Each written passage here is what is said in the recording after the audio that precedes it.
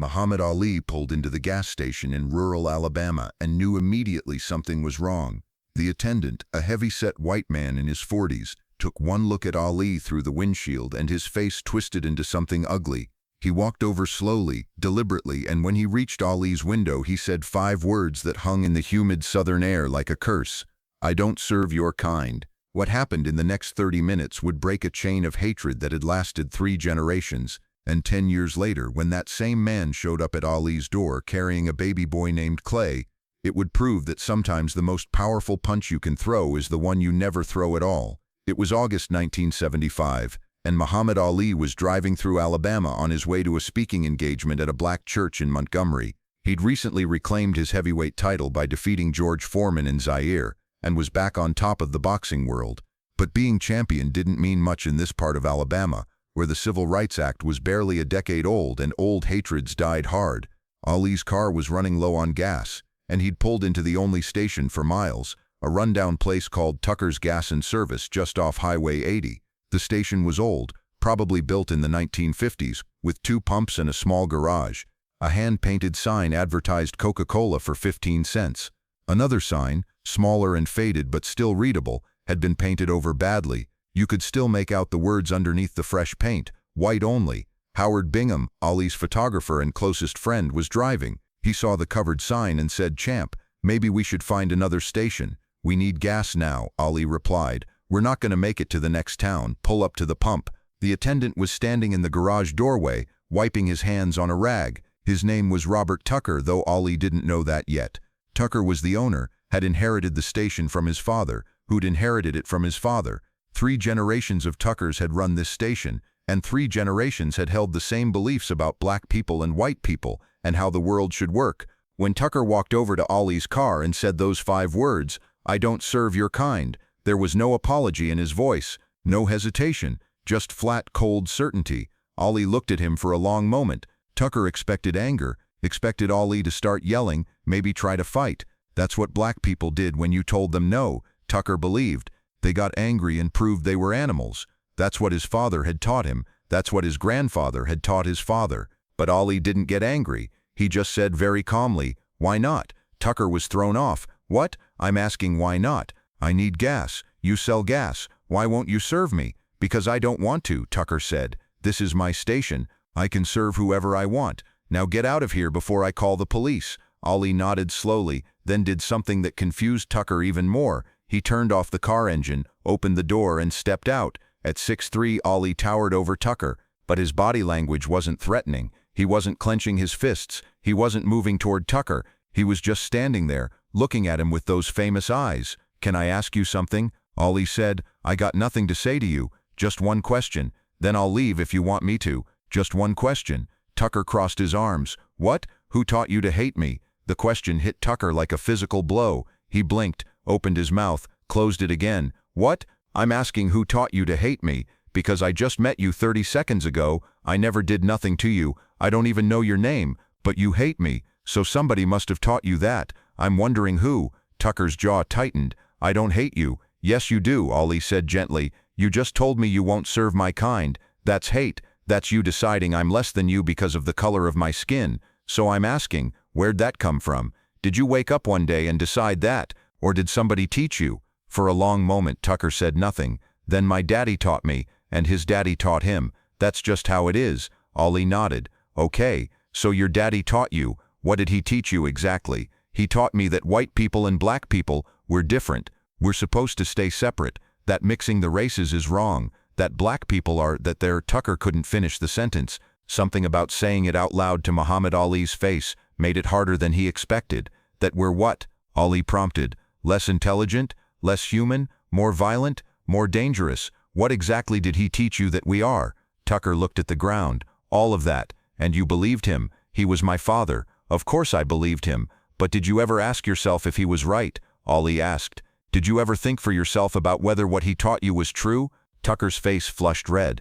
"Don't you dare question my father. He was a good man. He fought in World War II. He built this station with his own hands. He raised me right. I'm not saying he wasn't a good man in some ways," Ali said. "I'm just asking if maybe he was wrong about this one thing, about black people, about me." "He wasn't wrong," Tucker said, but there was less certainty in his voice now. Ollie gestured toward his car, where Howard Bingham was still sitting behind the wheel. "You see my friend there? That's Howard. He's been my best friend for over 10 years. He's black. I'm black. We've traveled the world together. We've been to Africa, Asia, Europe. We've met presidents and kings. Howard's one of the smartest people I know. He's kind, he's honest, he's loyal. So if your daddy taught you that black people are somehow less than white people, how do you explain Howard?" Tucker glanced at Bingham, then quickly looked away. "That's different." "How is it different?" "Because you're famous. You're not regular black people." Ollie shook his head slowly. "You think fame changes a person's intelligence, their character?" "No. Howard was smart and kind before I was famous. He was a good man when he was a kid in Los Angeles with nothing. Fame didn't make us who we are. We were already who we are. Your daddy's teachings about black people, they're not true, and somewhere deep down I think you know that." Tucker's hands were shaking now. He shoved them in his pockets. "You don't know nothing about me or my family." "You're right," Ollie agreed. "I don't, but I know about hate. I've seen a lot of it in my life. I've had white people call me every name you can imagine. I've had people spit at me, threaten me, tell me I should go back to Africa. And you know what I learned about all those people?" "What?" Tucker asked, almost against his will. "They were all taught to hate, every single one of them. Nobody's born hating. Babies don't hate. Children don't hate until someone teaches them, which means hate is a choice. It's something you learn, which means it's something you can unlearn. I can't just forget everything my daddy taught me," Tucker said. "I'm not asking you to forget it," Ollie said. "I'm asking you to question it. I'm asking you to use your own mind, your own eyes, your own experience, and ask yourself if what you were taught is really true. Look at me. Really look at me. Do I look like someone who's less than you? Do I look dangerous? Do I look like an animal?" Tucker looked at Ollie, really looked at him for the first time, and what he saw was a man, just a man, tall, strong, famous, yes, but also just a human being with eyes and a voice and a calm, almost gentle way of talking that didn't match anything Tucker had been taught about black people. "No," Tucker admitted quietly, "you don't look like what I was taught." "Then maybe what you were taught was wrong," Ollie said. "And if it was wrong about me, maybe it's wrong about all black people. Maybe we're just people, some of us good, some of us bad, just like white people. Maybe the color of our skin doesn't tell you anything about who we are inside." Tucker was silent for a long moment. Then he said, "If I believe that, it means my daddy was wrong. It means my whole family was wrong. It means everything I was taught was wrong about this one thing," Ollie finished. "Not everything. Maybe your daddy was right about a lot of things. Maybe he was a good man who loved you and worked hard and did right by people in other ways. But about this, about race, about hate, he was wrong, and being wrong doesn't make him evil. It makes him human. But you don't have to keep being wrong just because he was. You can choose different." "How?" Tucker asked, and there was something desperate in his voice now. "How do I just stop believing something I've believed my whole life?" Ollie smiled. "You start by thinking for yourself. You start by looking at black people and seeing people, not a color. You start by asking yourself every time you feel that hate rise up, is this really true or is this just what I was taught? And slowly, one thought at a time, you change. It ain't easy, but nothing worth doing is easy." Ollie reached out his hand. Tucker looked at it like it was a snake. "What are you doing?" "I'm offering to shake your hand, man to man, no color, no history, just two men who met at a gas station and had a conversation." Tucker stared at Ollie's hand. Everything he'd been taught told him not to take it. Black people were dirty. Black people were dangerous. Touching a black person was wrong. But standing there looking at Muhammad Ali, looking at that outstretched hand, Tucker felt something crack inside him. Some wall that had been built brick by his father and grandfather, and everyone who'd ever told him that black people were other, were less, were enemy. Slowly, trembling, Tucker reached out and shook Ollie's hand. They stood there for a moment, two men holding hands in a rundown gas station in rural Alabama. Then Tucker let go and stepped back, looking at his own hand like he couldn't believe what he'd just done. I need you to leave," Tucker said, but his voice had changed. The hatred was gone, replaced by confusion and something that might have been fear. Fear of what he'd just done. Fear of what it might mean. "Okay," Ollie said gently, "but before I go, I want you to remember something. Your daddy taught you hate, but you just chose to shake my hand. That means you can think for yourself. That means you're stronger than the hate you were taught. Hold on to that." Ollie got back in the car. Bingham started the engine. As they pulled away from the station, Tucker stood there in the Alabama heat, watching them go, his hand still tingling from where it had touched Muhammad Ali's hand. He stood there for a long time after the car disappeared down the highway. Then he went into his station, locked the door and sat down on the floor of his garage, and for the first time in his 43 years of life, Robert Tucker questioned everything his father had taught him. Over the next days and weeks, Tucker couldn't stop thinking about that conversation. He'd told no one about it, not his wife, not his friends, certainly not the men he met with once a month in a barn outside town, the men in white robes who shared his father's beliefs. But alone at night, he thought about Ali's words. Who taught you to hate? Can you think for yourself? Look at me, really look at me. Tucker started paying attention to things he'd never noticed before. He watched the black families who drove past his station, heading to the black church down the road. He saw fathers with their children, mothers smiling, young couples holding hands. They looked like people, just people, living their lives, not animals, not threats, just people. One day, about a month after Ali's visit, a black man's car broke down right in front of Tucker's station. The man, middle-aged and wearing a suit, knocked on Tucker's door and asked if Tucker could help. Tucker's first instinct was to say no, but then he heard Ali's voice in his head. Can you think for yourself? Tucker helped fix the car. It was just a loose battery cable. Took 5 minutes. The man tried to pay Tucker, but Tucker refused. No charge, Tucker said. Just glad I could help. The man looked shocked. Thank you, sir. That's mighty kind. After the man drove away, Tucker felt something strange, something he hadn't felt in a long time. He felt good. He felt like maybe he'd done something right. It was slow. It was gradual. It wasn't a sudden transformation.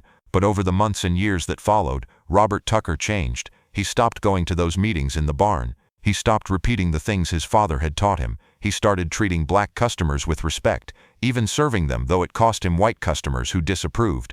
In 1978, 3 years after Ali's visit, Tucker hired his first black employee, a young man named Marcus who needed work. Some of Tucker's white customers stopped coming. Some of his old friends stopped talking to him. But Tucker didn't care anymore. He'd learned to think for himself, and his own thoughts told him that Marcus was a good worker and a good person, and that was all that mattered. In 1982, Robert Tucker's wife gave birth to a son. Tucker held that baby boy in the hospital and thought about what kind of world he wanted his son to grow up in, what kind of teachings he wanted to pass down, and he thought about Muhammad Ali and that conversation in the gas station 7 years earlier. What should we name him? Tucker's wife asked.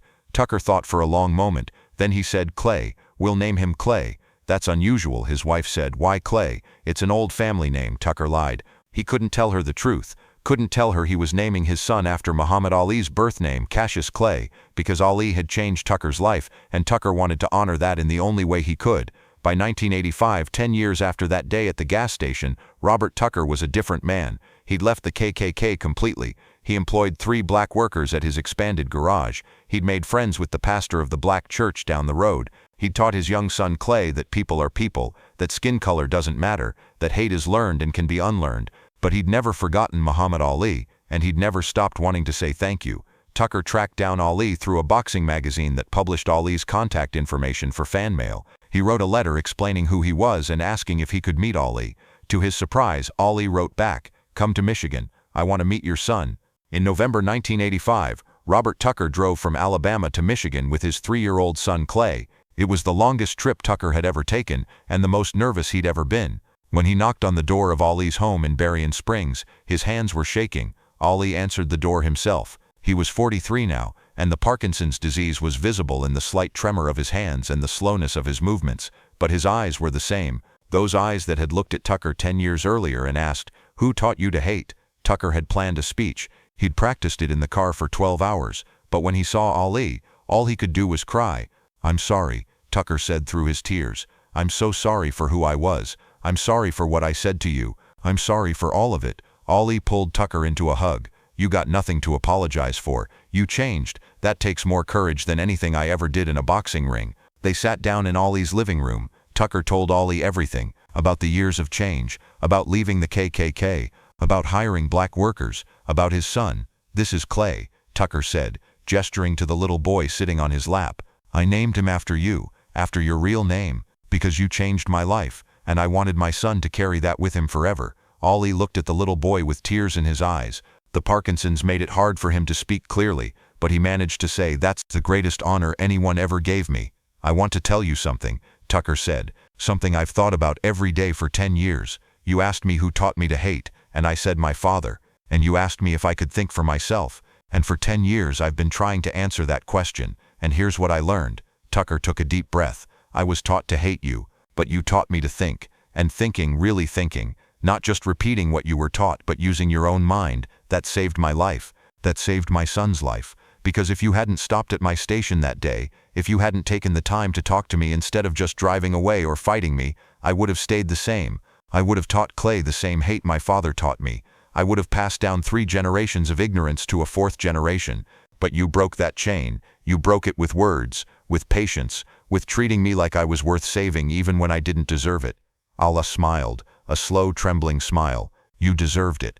Everyone deserves a chance to change." Tucker nodded. "My father died last year. Before he died, I told him I'd changed. I told him I didn't believe what he'd taught me anymore. He was angry. He said I'd betrayed the family. But I told him something. I said, 'Daddy, you taught me a lot of good things. You taught me to work hard. You taught me to love my family. You taught me to be honest. You were wrong about one thing, but you were right about a lot of other things. And I can honor the good parts of what you taught me while letting go of the bad parts. That's what thinking for yourself means.'" "What did he say?" Allah asked. "He didn't say anything for a long time. Then right before he died, he looked at me and said, 'Maybe I was wrong about some things.' That's all he said. But it was enough. Because it meant that somewhere, deep down, he knew the hate he'd taught me wasn't right. He just couldn't fully let it go. But at least he knew."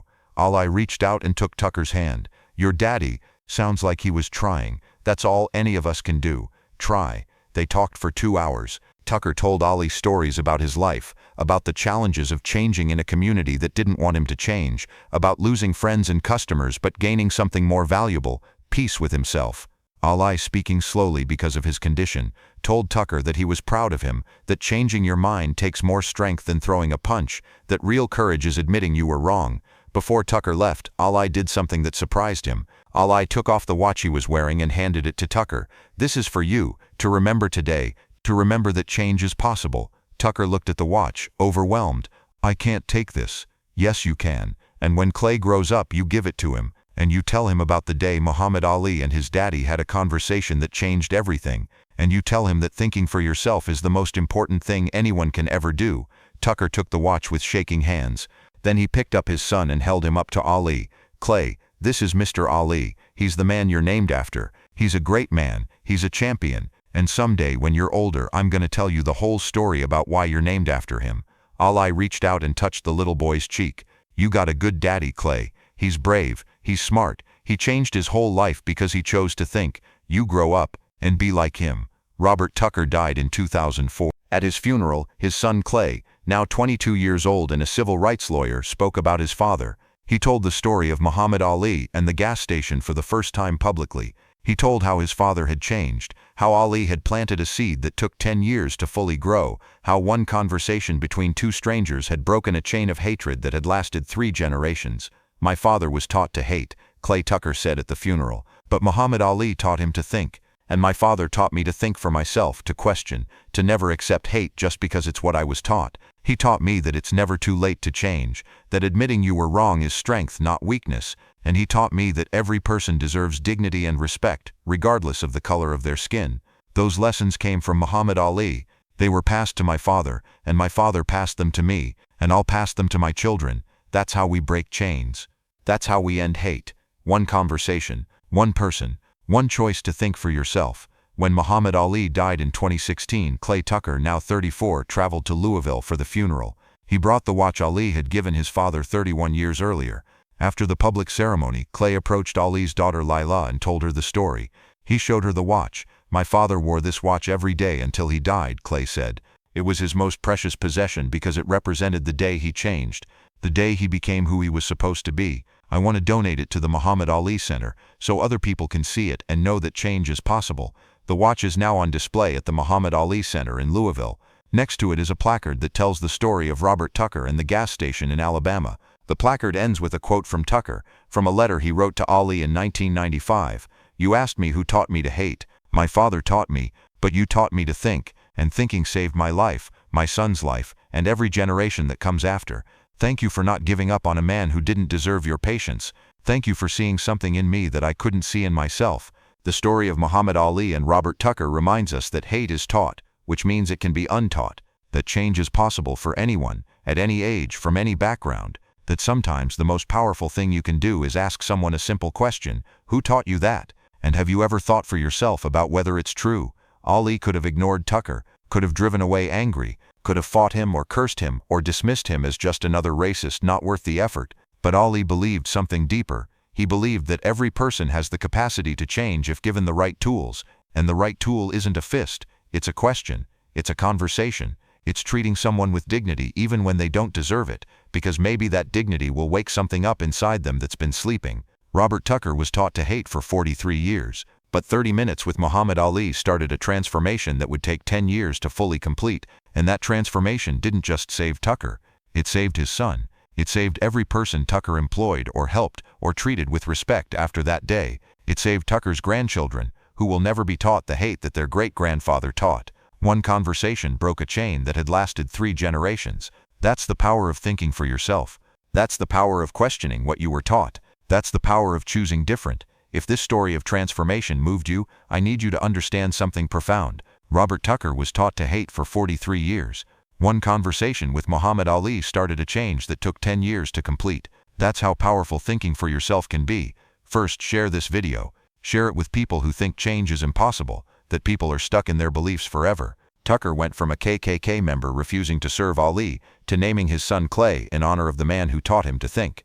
If that's possible, anything is possible. Second, ask yourself this question: what have you been taught that you've never questioned? We all inherit beliefs from our parents, our community, our culture. Some of those beliefs are good, some are wrong, but we never know which is which until we think for ourselves. Ali asked Tucker, who taught you to hate? What would Ali ask you? Third, subscribe and turn on notifications. Every week we share true stories about Muhammad Ali that reveal his real power, not his fists but his wisdom, his patience, his ability to see potential in people who couldn't see it themselves. Comment below, have you ever changed a deeply held belief? What made you question what you were taught? Your story of transformation might help someone else find the courage to think for themselves. Remember Ali's question to Tucker: can you think for yourself? That's the question that changes everything. That's the question that breaks chains. Ask it, answer it honestly, and maybe like Robert Tucker you'll discover that you're stronger than what you were taught.